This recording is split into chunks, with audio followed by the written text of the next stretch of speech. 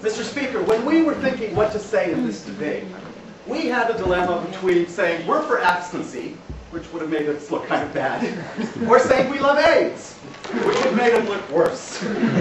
So instead, we decided to think what's going on here, because we do distribute condoms to Africa and those sub-Saharan nations. We do these things of teaching them about birth controls, but still, in Uganda, only 23% of the women will choose to use this modern contraceptives. I got it from the Economist just now. In Chad, 2.2%.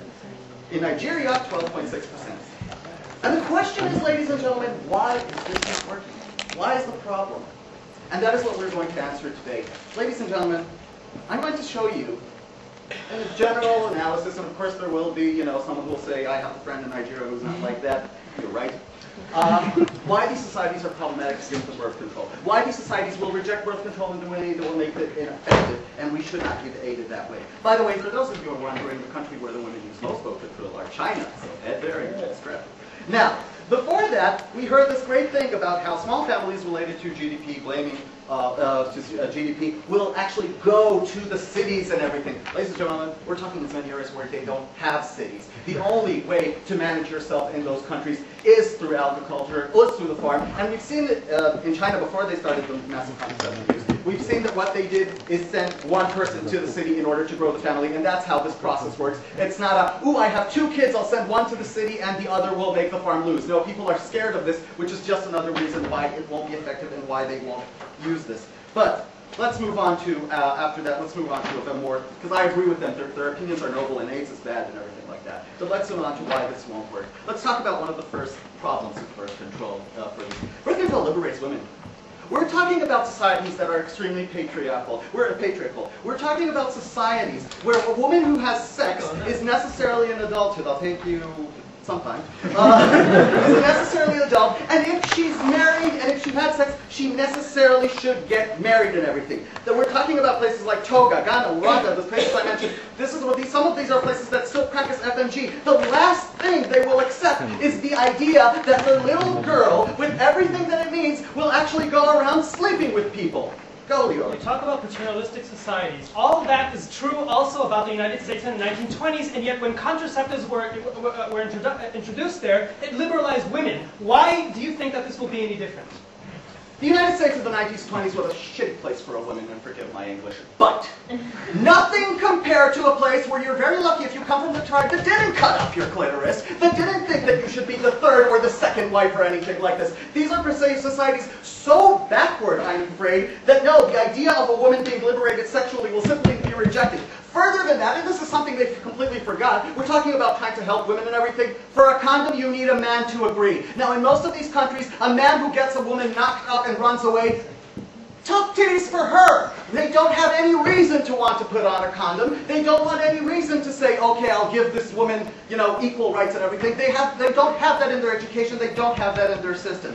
Then, next, I am going to attack the church. But before that, yes, sir. So on that point, if people don't have access to condoms, isn't it great that we're offering 2 options like birth control so that they don't have to get pregnant?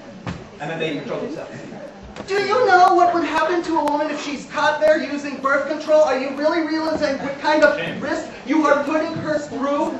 This is not a society that has the whole idea of birth control just needs a certain amount of development, no thank you, that they simply haven't reached, and this needs to happen before you can start liberating women in this way. But let's talk about another problem with your thing, the Catholic Church. Okay? Family planning, as we know, by the Catholic Church is an abomination. And they're right, because the Lord said, be fruitful and multiply. I don't have to further explain this.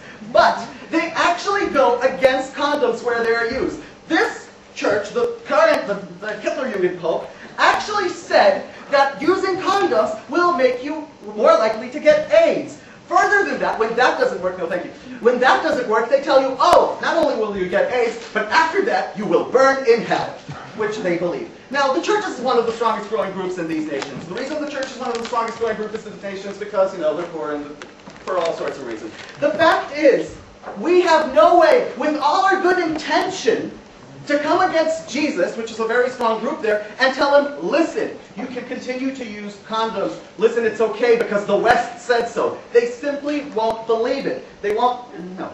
They simply won't believe it. What they'll come and say is that, no, I will not risk burning in hell for the use of a condom. So again, we see another situation of why, even though we're already given condoms today, it is still being rejected. And third, so after we've seen this, and we've seen the fact that we're talking about a huge group, and we can't really educate them because they don't believe us, because for some reason, I don't know, somewhere in the past 200 years, these countries learned not to trust the West. I have no idea what happened. Then they have the issue of birth. Birth specifically being importance for them. Ladies and gentlemen, in these countries, many times, and this might sound, the concept of having sex and not being able to produce an offspring is linked with impotency. These are countries that are, in many cases, we have a lot of these groups, and especially those with the hard-hit areas, which see the ability to produce children as directly linked with their manhood, with their masculinity. Therefore, they see this as a degrading, I'd say, sort of concept. Beyond that, we have situations in Africa where they were actually told that it would make them sterile if they do this. Now, first of all, what do we learn from all this? It's ineffective. But that doesn't mean we shouldn't, fly with planes and throw condoms on them. We still have to prove that, and my partner will, with what it does when we change to the West. But beyond that, if we really want to reach the change that these guys are hoping for, and I agree with them, it has to come from the inside. It has to come from the government that doesn't tell them that birth control is bad, as they told us, and then told us that they're not really able to do this. It has to come from